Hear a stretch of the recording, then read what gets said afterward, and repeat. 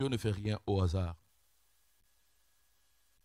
Eh bien, cette année, il a choisi de nous donner un axe. Et cet axe a trait à la fécondité, à la multiplication, à la croissance. Vous voyez que ce sont des mots qui ont pratiquement la même signification. C'est-à-dire que Dieu veut nous amener dans une autre dimension dans notre vie. Dieu veut nous voir dans une certaine grandeur dans notre vie. Comme nous parlait notre frère Loti la fois passée, dans un thème qu'il avait abordé, le Seigneur a vu que nous étions en train de tourner en rond, mais nous devons aller vers une certaine dimension. Et cette dimension, c'est la fécondité, c'est la multiplication et c'est la croissance. Croissance, c'est-à-dire que multiplication, si tu avais 1, il faut que tu en aies 10, il faut que tu en aies 100. Pourquoi pas 1000? Parce que le Seigneur veut cela. Mais comme je disais la fois passée, ce thème n'est pas tiré d'un livre, d'un écrivain quelconque. Non, ce thème vient de la parole de Dieu. Ces mots tirent leur racine de la parole de Dieu. À la création, Dieu dit. Nous sommes dans le livre de Genèse. Je vais faire un rappel. Genèse 21, verset 28. Dieu les bénit et Dieu leur dit, soyez féconds, multipliez, remplissez la terre et l'assujettissez. On peut mettre, soyez féconds, multipliez, croissez. Pratiquement les mêmes.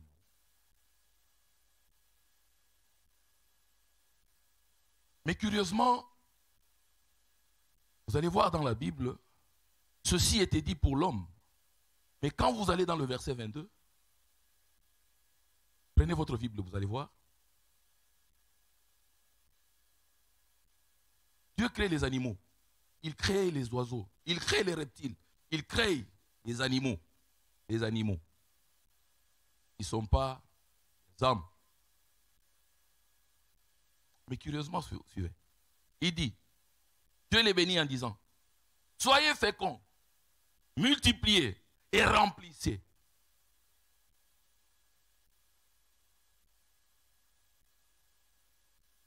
Dieu dit la même chose aux hommes et aux animaux. N'est-ce pas? Si nous en tenons à cela, à ce qui est écrit, nous sommes sur le plan de la reproduction.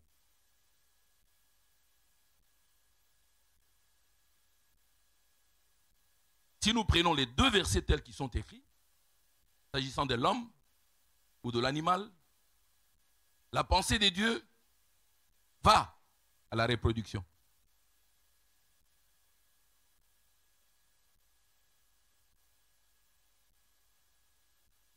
Mais quand le Seigneur nous donne ce thème, il ne s'arrête pas à la pensée de la production, la reproduction.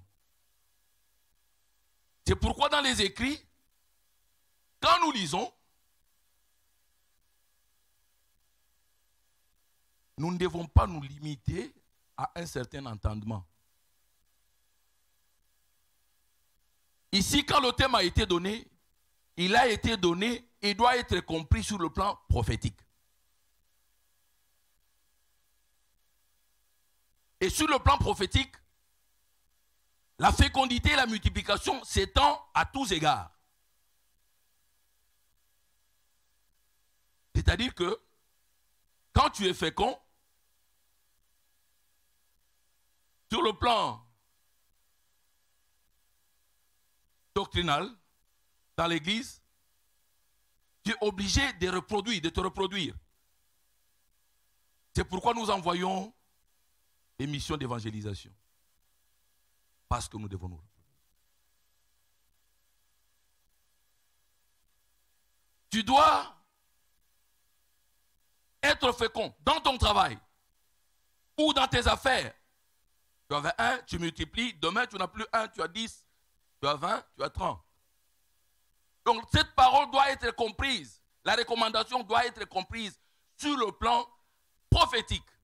Là, elle prend tout le sens dans notre vie en général.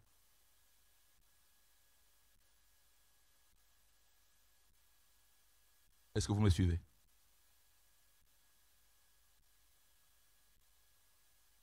La fécondité, la multiplication, la croissance à tous égards.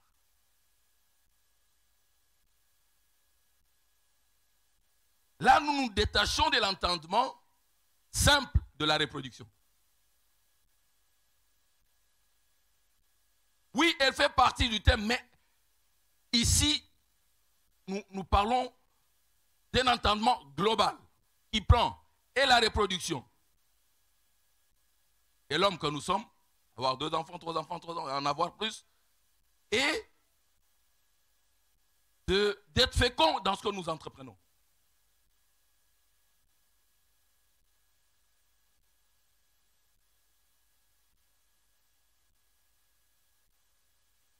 Donc, sur le plan prophétique, notre thème est plus enrichi. Nous ne restons plus dans le secteur de reproduction comme les animaux sont restés. Eux, ça se limite à la reproduction. Mais nous, ça va au-delà. Mais comme ça va au-delà,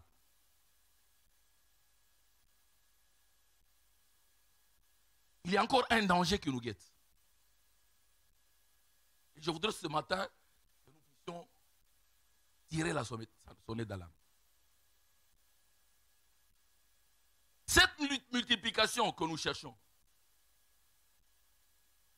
dans nos activités, jusqu'où doit-elle nous mener?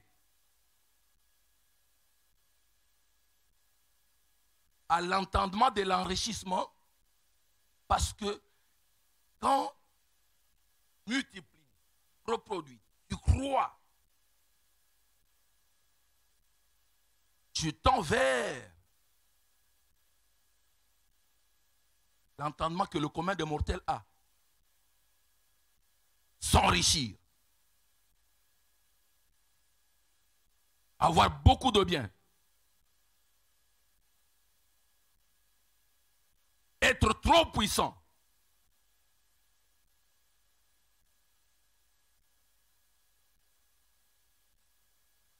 Eh bien, nous ne pouvons pas parler d'une croissance sans penser à un certain enrichissement. Parce que quand tu crois, à un certain moment, ça te rend riche, n'est-ce pas? N'est-ce pas? Parce qu'il n'y a pas de limite. Nous sommes obligés de multiplier. Si tu as du bétail, tu les multiplies, tu en as 10 000. C'est-à-dire que tu tends vers la richesse.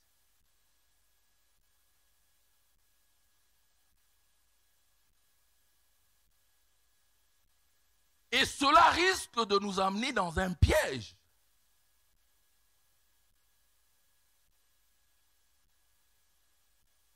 C'est pourquoi ce matin, le Seigneur veut nous parler pour que nous soyons préparés et encadrés pour que nous ne puissions pas tomber dans le piège de l'enrichissement quand nous parlons de la fécondité, de la multiplication et de la croissance.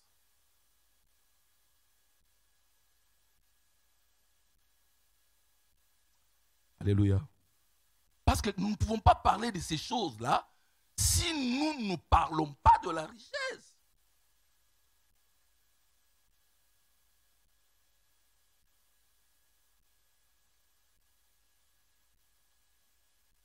Le Seigneur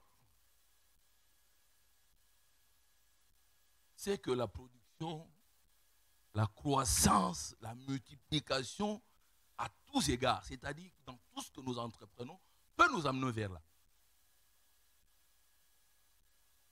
Nous allons dire deux petits écrits.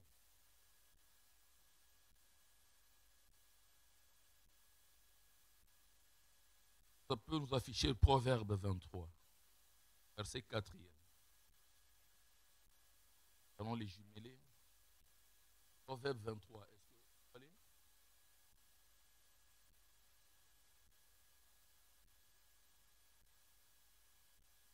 Voilà. On va lire ensemble. Ne te tourmente pas pour t'enrichir, ni applique pas ton intelligence. Ah, ça c'est bien dit là. Ne te tourmente pas pour t'enrichir, n'y applique pas ton intelligence. Et pourtant, le Seigneur nous dit que nous devons multiplier, nous devons croître. Comment il peut nous dire de ne pas mettre notre intelligence? Parce que la croissance nous amène vers la richesse. La croissance nous amène vers la richesse. Parce que tu avais un immeuble, tu en as 1000. Tu n'es plus un commun des mortels, tu es riche.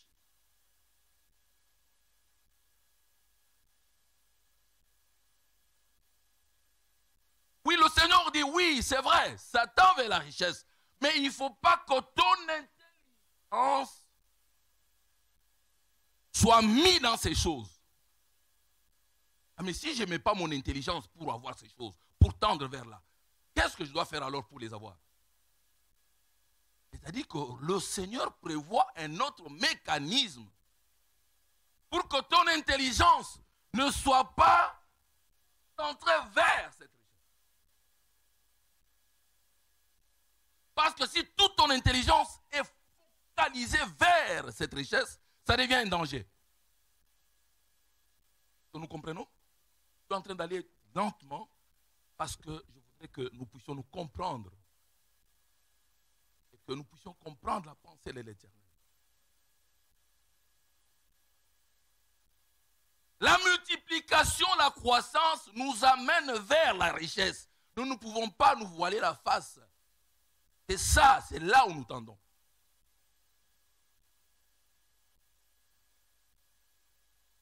Mais le Seigneur nous dit, nous devons faire attention que cela ne prenne pas toute notre intelligence. Je voudrais qu'on lise Timothée. 1 Timothée 6, verset 9e. 1 Timothée 6, verset 9e.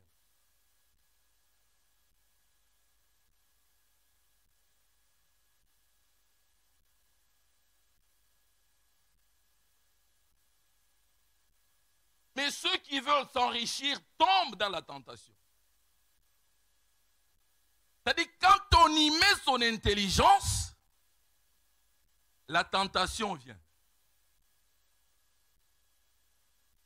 Il tombe dans le piège, dans beaucoup de désirs insensés et pernicieux. Plonge l'homme dans la ruine et la perte. C'est-à-dire que quand on y met son intelligence, il y a les tentations qui viennent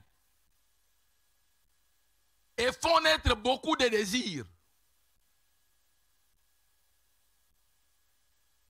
Comme maintenant je suis riche, je peux avoir des maîtresses, ça ne me dérange pas. Parce que je peux donner à tout le monde. Comme j'ai beaucoup de richesses maintenant, je peux me permettre d'aller à la plage 6 mois l'année. Parce que j'ai la richesse.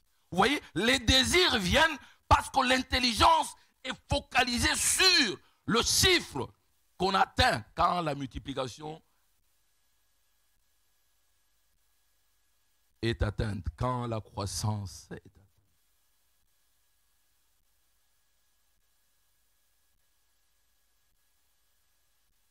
Nous voulons dire que la multiplication va nous amener vers là. Mais nous devons demeurer dans la pensée de Dieu. Dieu qui nous dit que nous devons multiplier, être féconds et croître à tous égards, a une pensée et a des mécanismes qui puissent faire que nous ne puissions pas tomber dans la tentation et dans les désirs pernicieux qui vont faire que nous puissions être semblables aux gens qui sont dans le monde, qui ne connaissent pas Dieu.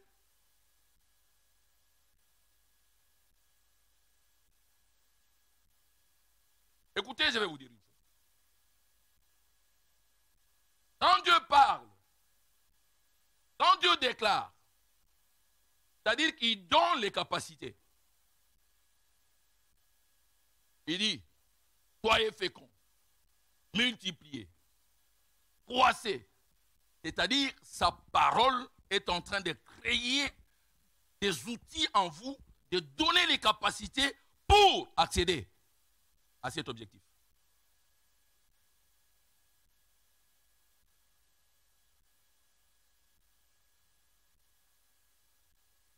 Alléluia. Ça, c'est la première étape. Maintenant, la deuxième étape,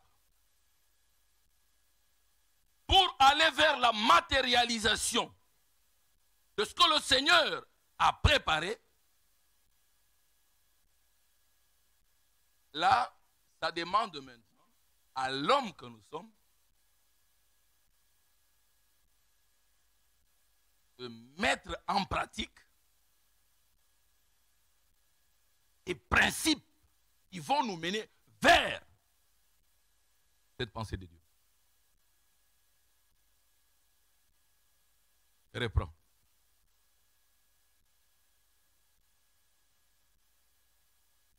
Dieu dit à Papa Richard, sois riche. Dieu a déclaré.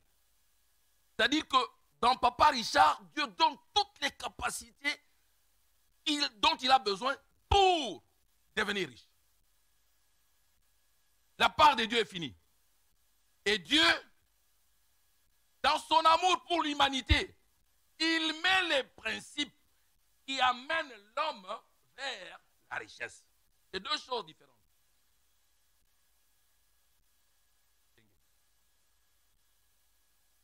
Les mécanismes vers la richesse, Dieu, dans son amour, il veut le faire d'une façon, je ne sais pas s'il peut dire impersonnelle. C'est-à-dire qu'il ne choisit pas, il le fait pour tout le monde. Ces principes-là, tout celui qui les observe va vers la richesse.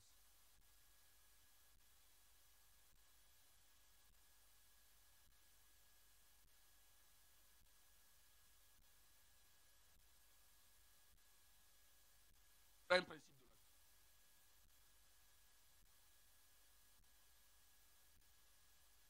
vie. L'eau, on nous dit, l'eau cherche l'eau. Je vais prendre des tonnes d'eau ici, enversées. Elles vont s'infiltrer. Elles vont chercher là où il y a des canaux pour aller se déverser vers là où il y a d'autres eaux. Je prends un autre exemple. Ce sont des principes divins. La richesse, l'argent cherche l'argent. Dieu fait des principes. Regardez, pour étayer ce principe-là, il dit à celui qui n'avait pas fructifié le terrain, il dit, on va arracher à celui qui a, on va donner à celui qui a. C'est-à-dire que l'argent va vers celui qui a. C'est un principe. Prends un autre principe. Loi de la sémaille et de la moisson. Dieu a fait que si vous prenez un grain, vous le mettez dans le sol, il puisse faire quoi? Que vous soyez d'amour et vérité, que vous soyez de Christ, que vous soyez... Mais vous prenez un grain, vous le mettez dans le sol, qu'est-ce qu'il va faire? Ça, ce sont des principes. Maintenant, quand Dieu vous déclare quelque chose sur vous, il donne les capacités maintenant en vous. Vous devez maintenant avoir le regard sur les principes qui vont vous amener vers cette richesse. Alléluia. Parce que si vous restez sans appliquer les principes, vous allez être riche en esprit, matériellement.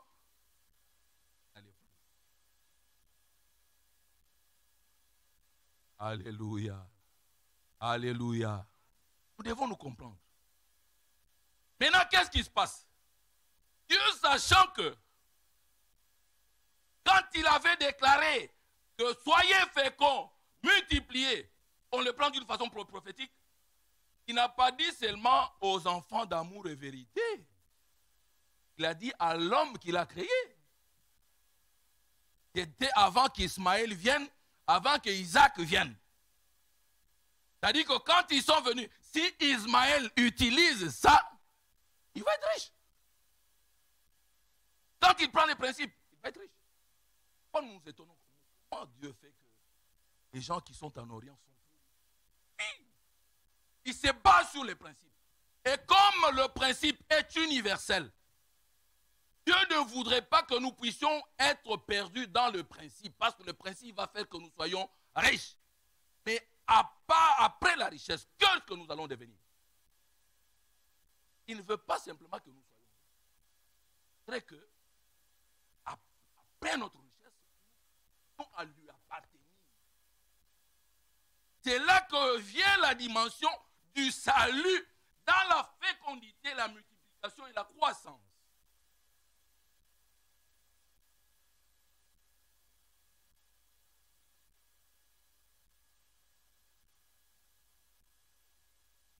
Dieu veut que dans la multiplication, dans la croissance, dans la fécondité, il y a un élément capital.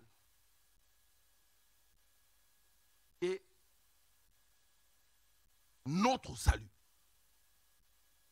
Donc le salut doit être greffé.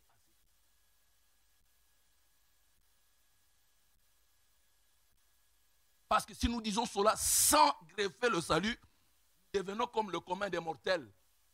Ils mettent en pratique les principes, ils deviennent riches. Mais après leur richesse, les amène vers les désirs pernicieux et ils tombent. Donc l'objet de notre enseignement, c'est l'encadrement de Dieu par rapport au thème qu'il a donné. Bien-aimés dans le Seigneur, regardez autour de vous. Beaucoup d'enfants de Dieu, quand ils sont bénis, ils ne demeurent plus au milieu de nous. Ils partent. Ils perdent leur salut. Beaucoup qui deviennent riches ne sont plus avec nous. Ils trouvent qu'ils ne peuvent pas rester plus. Ils ne peuvent plus rester dans chaises là où beaucoup de gens. Des églises là où ils sont dans des. Beaucoup d'entre nous qui ont eu des milliards, qui ont de l'argent de la part du Seigneur, parce qu'ils ont appliqué le principe et ils n'étaient pas fondés sur le salut, ils se perdent. Même pas dans la multiplication seulement de belles histoires. Dans la fécondité. Vous voyez quelqu'un qui était fervent à l'église. Oh, je n'ai pas. Il suffit que le Seigneur commence à lui donner un enfant, 2 enfants, après 3 enfants. Non, mais je ne peux plus venir parce que les enfants me dérangent. Je suis occupé avec les enfants. C'est parce qu'il n'a pas compris que la multiplication, la fécondité doit être encadrée par un élément important qui est le salut. C'est lui qui est béni, qui est fécond, parce que le Seigneur lui a donné, ou parce qu'il a appliqué les principes. S'il sait que le salut est attaché à cela, quel que soit le dérangement, quel que soit, il va demeurer dans la présence.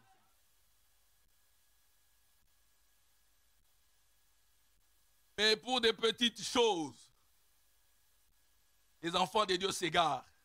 Parce que nous avons oublié de leur dire que ces choses-là, la richesse, la fécondité, la multiplication, même ceux qui ne connaissent pas Dieu, quand ils mettent en pratique les principes de Dieu, qu'ils obtiennent. Ils n'ont pas besoin d'être amour et vérité pour les avoir. Mais si nous nous venons, parce que nous voulons acquérir la dimension qu'eux n'ont pas, du salut dans ce terme-là. Bien-aimé dans le Seigneur va multiplier, va te rendre fécond, il va te faire croître. Mais sache une chose, ne perds pas ton salut, car ces choses disparaissent. Les choses de la terre disparaissent. Bien-aimé dans le Seigneur, ouvrez une petite parenthèse. Faire un témoignage. Si j'étais lié, moi, votre pasteur, aux choses de la terre, sans avoir la dimension du salut, aujourd'hui, vous n'alliez même pas me connaître. Vous n'alliez pas me connaître. Mais on n'allait pas se connaître. Parce que j'ai touché l'argent, j'ai joué avec l'argent. Dans les quatre coins du monde, j'ai joué avec l'argent. Mais quand cela a disparu, je me suis dit, mais cela disparaît, mais il y a une chose qui n'a pas disparu. Le salut n'a pas disparu. Donc je dois continuer à m'attacher au Seigneur. Je sais une chose. Le Seigneur me dit, bon, la gloire du second temple va être plus grande. Sinon, j'allais être perdu. Oh, le Seigneur. J'avais là maintenant comment je vais aller à l'église. Comment les gens vont. Comment les gens commencent. J'allais disparaître du milieu des gens.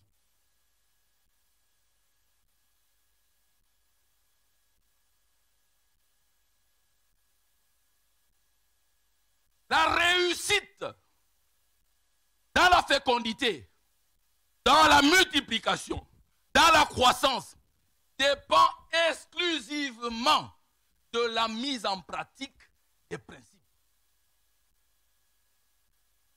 Ce n'est pas la foi. En pratique. Amen. Nous pouvons tout faire, jeûner, tout faire. Mais si tu ne mets pas en pratique, bien-aimé, pas toucher la croissance, la fécondité.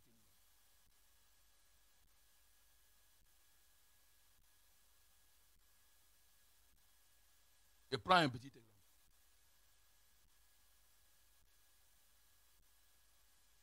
Petit exemple, parce que je voudrais des exemples bas pour que nous puissions. Nous parlons de la fécondité. Le principe veut que pour qu'une femme expérimente sa fécondité, qu'elle soit mariée, n'est-ce pas?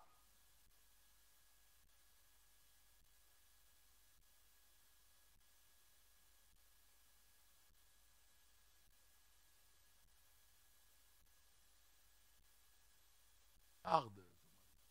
Tiens, reste. Oh, moi, je parle. Moi, je parle au mariage. Le mariage, je résigne à être seul. Vas-tu expérimenter la fécondité?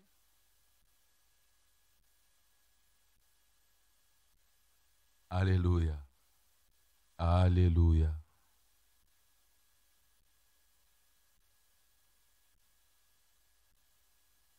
Un autre exemple.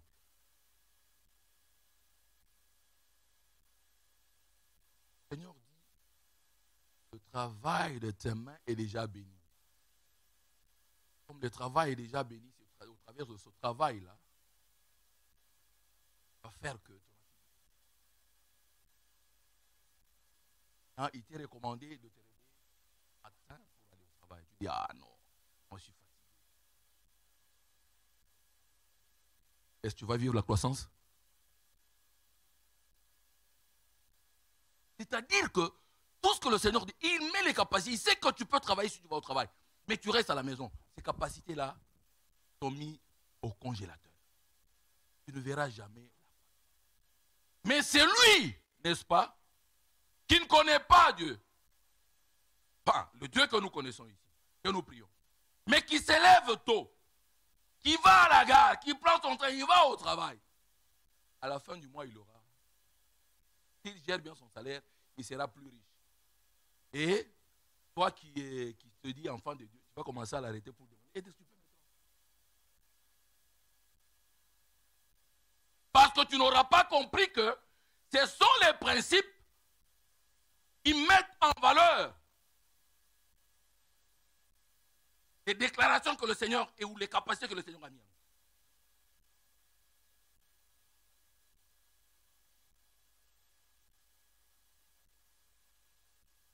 Alléluia. Bien-aimés dans le Seigneur, écoutez ceci. Le Seigneur encadre parce qu'il ne veut pas nous faire nous perdre. Il ne veut pas que nous puissions nous égarer après avoir atteint cet objectif de la multiplication, de la fécondité, de la croissance. Il ne veut pas nous perdre. Il nous dit, écoutez mes enfants, vous devez avoir une priorité.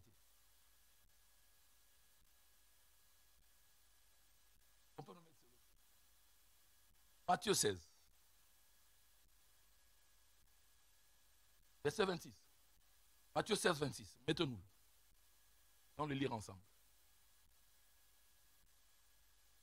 Matthieu 16, 26.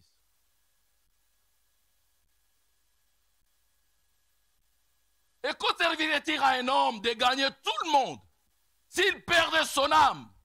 Ou que donnerait un homme en échange de son âme? Dieu veut encadrer, dire, tu peux avoir la richesse, mais attention avec avec le salut, parce que si tu ne l'as pas, ça ne sert à rien toute la multiplication et la fécondité que tu peux vivre. Ah, je voudrais qu'on lise ça dans Luc. Luc parle bien. Luc 9. Luc 9, 25. Même verset, mais vous allez voir la 9, 25. Voilà. Et que servirait-il à un homme de gagner tout le monde s'il se détruisait ou s'il se perdait lui-même? C'est-à-dire que les choses que nous faisons, nous tirent nous-mêmes vers le bas. C'est-à-dire quand tu prends une décision dans la multiplication et tu n'insères pas la dimension du salut, tu es en train de creuser toi-même ta tombe. C'est ce qu'il dit là.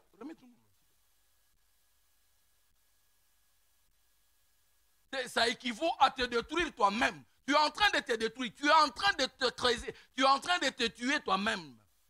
Si tu n'insères pas la dimension du salut dans la multiplication et dans la fécondité.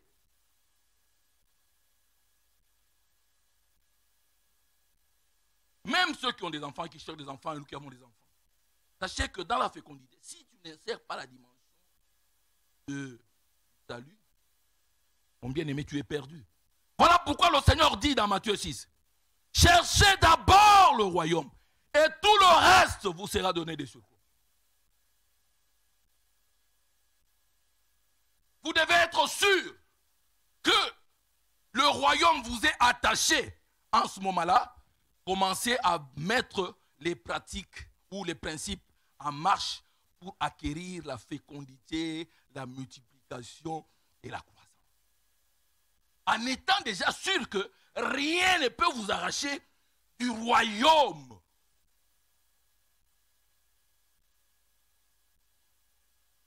Alléluia. Alléluia.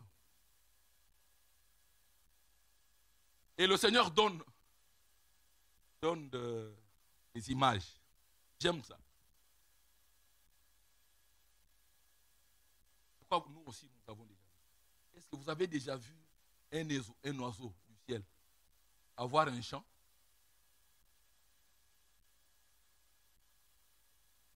Peut-être qu'il y a quelqu'un qui a déjà vu. Ça n'existe pas.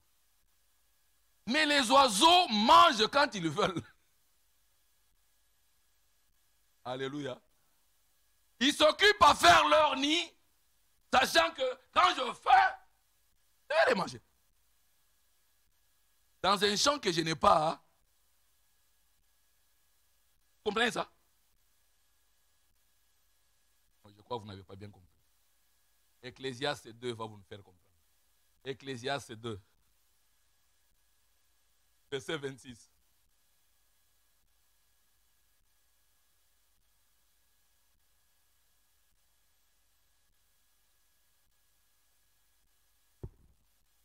Regardez, j'ai parlé des oiseaux, vous n'avez pas fait attention. Maintenant, je voudrais que chacun comprenne.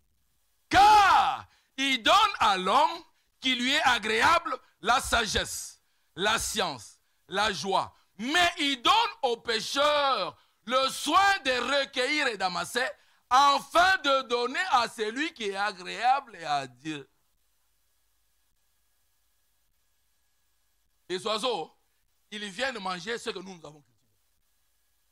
Nous aussi, nous allons manger ce que les autres ont. Vous ne croyez pas ça? Mais il faut croire à ça. C'est la parole de Dieu. Les oiseaux croient à ça, c'est pourquoi ils n'ont jamais faim. Ils mangent à leur satiété. Mais nous ne croyons pas à la parole de Dieu. Vous comprenez? Les petites choses, les enfants de Dieu ont dit à les croire. Dieu dit, tous ceux qui amassent, ils amassent pour nous. Alléluia. Ils amassent pour nous. Nous devons à un certain moment savoir que jamais nous ne mourrons de faim. Parce que nous aurons toujours à manger. Je vous donne un petit exemple.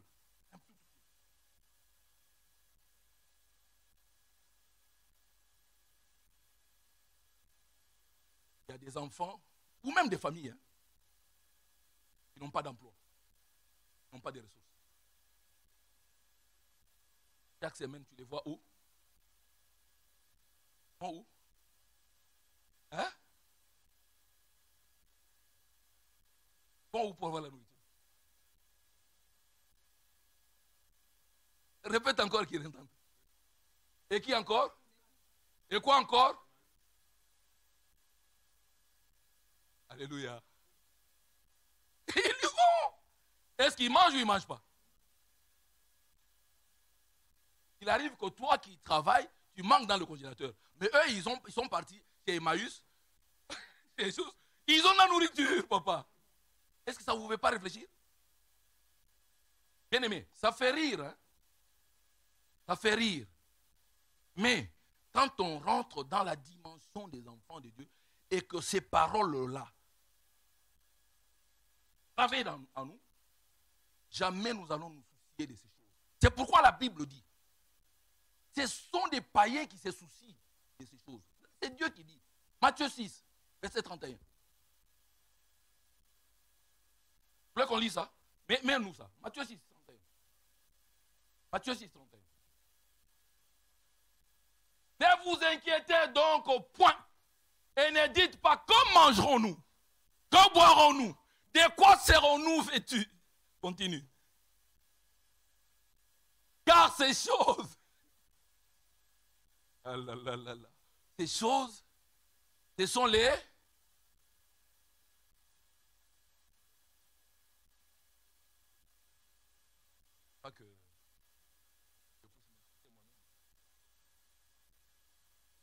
je ne voudrais pas que je puisse m'insulter moi-même.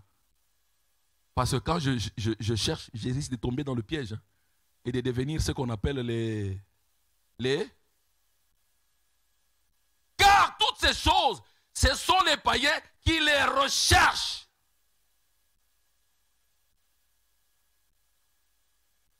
Votre Père céleste sait que vous en avez besoin. Nous ne croyons pas à ces paroles. Nous les récitons, mais nous n'y croyons pas. J'ai déjà donné ce témoignage ici. Je le reprends. Parce que les choses, ils sont des choses vécues. Bien aimé, je faisais des voyages Kinshasa, Paris. Il est arrivé que la Covid est arrivée. Je ne pouvais plus voyager. J'étais bloqué. Bloqué à la maison. Et comme mes ressources étaient à Kin, c'était impossible d'avoir quelque chose. Je ne savais pas par où commencer. Mais regardez comment Dieu fait des choses. Parce que, excusez-moi, je vais vous dire, sur cette terre, nous avons des modèles. Si vous trouvez que Richard est modèle, il faut vous accrocher. Papa Henri est modèle, il faut vous accrocher. Il faut avoir des modèles. Il faut avoir des modèles. Il se fait qu'en venant à l'église, le pasteur Philippe me fait la rencontre avec un frère de l'église, un serviteur de l'église. Je vais le nommer. Le frère Robert de la réception. C'était dans un autre cadre. Comme il faisait l'entrepreneuriat, le pasteur voulait que je puisse entrer en contact. Et c'était fini. Le Covid a continué à frapper. Et avec mon épouse, qu'est-ce que nous allons faire? Bien aimé, 2 semaines après, pendant que les gens ne se déplaçaient pas, je vois ce frère-là venir chez moi, à la maison. Avec un tas de provisions. Et puis il prend de l'argent, il nous donne. Je le dis et je le témoigne devant Dieu. Je dis, mais c'est pas possible. Le frère, je ne le connais pas encore. Une seule fois, le pasteur m'a fait pour l'histoire des entrepreneurs. Comment il peut nous amener la nourriture? Il peut nous amener l'argent. Bien aimé dans le Seigneur, je vais vous dire devant Dieu que nous servons. Toutes les 2 semaines ou 3 semaines, ce frère venait à la maison pour nous laisser 200 €, 250 €, 200 € que nous n'avions même pas demandé. Je ne sais pas si le pasteur Philippe lui a demandé. Est-ce qu'il savait qu'on n'a payé pas la nourriture à la maison? Je ne sais pas. Vous voyez ce que le Seigneur dit?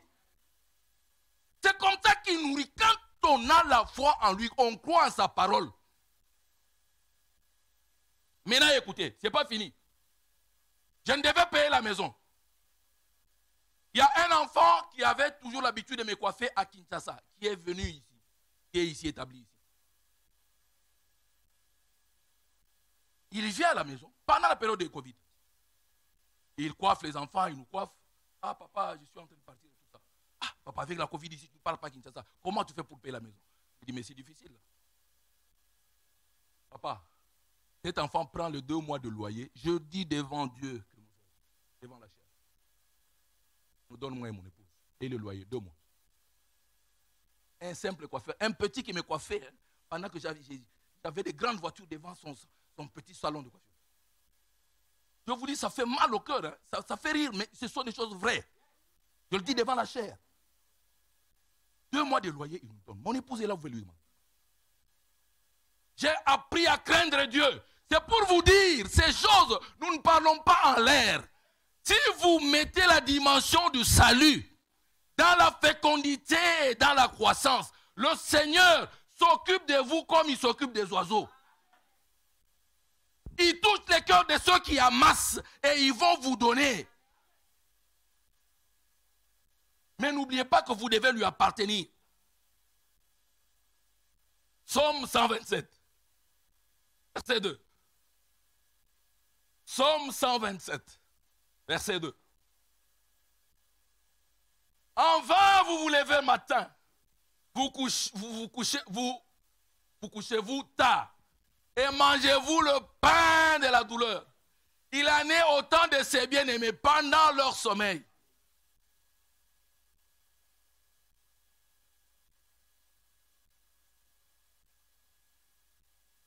Il en donne autant à ses bien-aimés.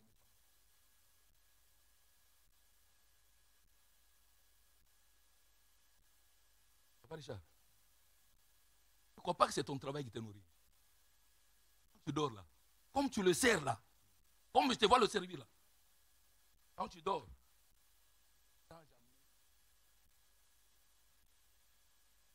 Jamais ne pense que ton travail. Le jour que tu y penses, le Seigneur bloque.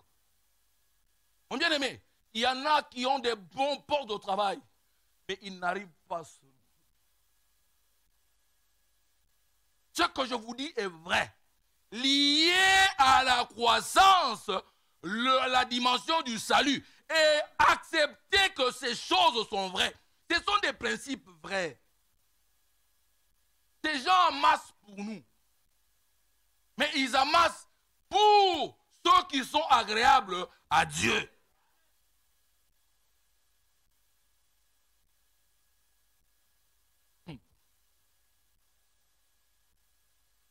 Mais le Seigneur dit quelque chose qui me... Papa, dis-moi quand il est. Regarde ce qu'il dit dans Philippiens. Philippiens 4, verset 6.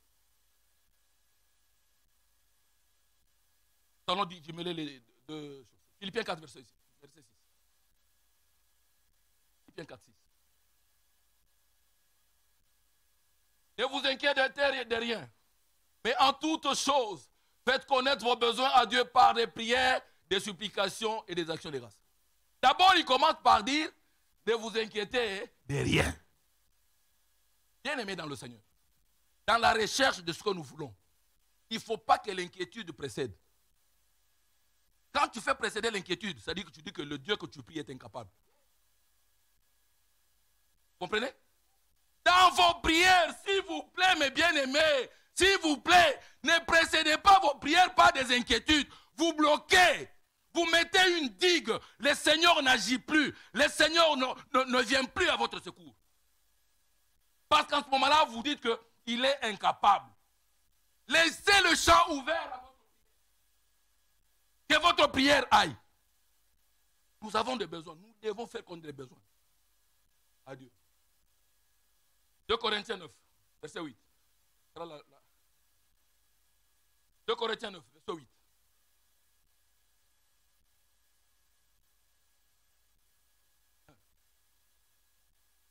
Quand vous avez fait connaître maintenant vos besoins à Dieu, qu'est-ce que Dieu fait? Et Dieu peut vous combler de toutes sortes de grâces. C'est pourquoi je disais à mon bien-aimé Papa Richard, ce n'est pas son argent, c'est la grâce maintenant. Il le comble. Ce n'est pas son argent. Parce qu'avec son argent, il ne pourra pas subvenir à tous les besoins de la maison. Aux vacances des enfants, tout ça. Non, non. C'est la grâce maintenant qui vient. Il vous fait combler de toutes sortes de grâces, afin que possédant toujours, en toutes choses, de quoi satisfaire à tous vos besoins. Vous ayez encore en abondance pour toute bonne œuvre. Alléluia. C'est comme ça que même quand nous sommes dans des difficultés, nous avons de l'argent pour venir donner à l'église, en offrande. Nous donnons les dîmes. Parce que le Seigneur nous donne toujours le surplus. Il dit, je sais que je vais encore te donner. Je vais te nourrir. Je vais nourrir les enfants. Prends ce qu'il y a là. Va donner au Seigneur. Ne précède pas tes prières par des chagrins. Parce que lui qui connaît toutes choses, il vous comble de sa grâce. Vous n'allez pas manquer. Alléluia. Alléluia. Bien-aimés dans le Seigneur, je voulais juste vous dire ce matin de la part de Dieu. C'est bien que nous puissions parler de la fécondité. C'est bien de parler de la multiplication. C'est bien de la croissance. Mais elle risque de nous amener vers une richesse non encadrée. Et une richesse non encadrée nous amène vers des désirs pernicieux qui nous font tomber. Dieu veut que nous soyons encadrés. Pour que nous soyons encadrés, le salut doit précéder la recherche de la multiplication et de la fécondité. Dès que vous êtes sûr que vous êtes assis avec le Seigneur, en ce moment, cherchez. Vous n'allez plus chercher avec votre intelligence. Vous allez chercher avec l'intelligence, comme on avait dit, qui vient de Dieu. Sachant que vous avez besoin. Et ne donne pas les surplus. Vous donnez ce que vous avez besoin. Figurez-vous de la manne. Dieu, sachant qu'ils ont faim, il leur donnait ce qu'ils avaient besoin. Nous, les enfants de Dieu, laissez-moi vous dire une chose, bien-aimés dans le Seigneur. C'est pénible que je dise ça, mais je vais le dire quand même. Écoutez les enfants de Dieu. Dieu sait que les enfants de Dieu ont faim. Il donne leur la manne. Ils disent consommez le jour. Ne laissez pas pour demain. Ceux qui s'entêtaient, ils se disent ah bon, je ne sais pas demain, les enfants n'auront pas, je garde quand même. Peut-être demain, ça ne va pas pleuvoir. Le matin, ils trouvaient que c'était... Vous comprenez ça? Maintenant, je vais vous dire une chose. Souviens-moi bien, c'est là que je clôture. Bien-aimés dans le Seigneur, beaucoup d'entre nous, nous avons des richesses. Enfin, quelques richesses. Quelques biens. Nous croyons que nos biens garantissent l'avenir de nos enfants. Et quand vous regardez nous-mêmes, nous n'avons eu aucun héritage. Papa Richard, toi, tu as eu un héritage. Toi. Comment tu vas te faire des soucis que les enfants, il faut que je les regarde? Ce n'est pas mauvais, mais attention, ça ne doit pas être un piège.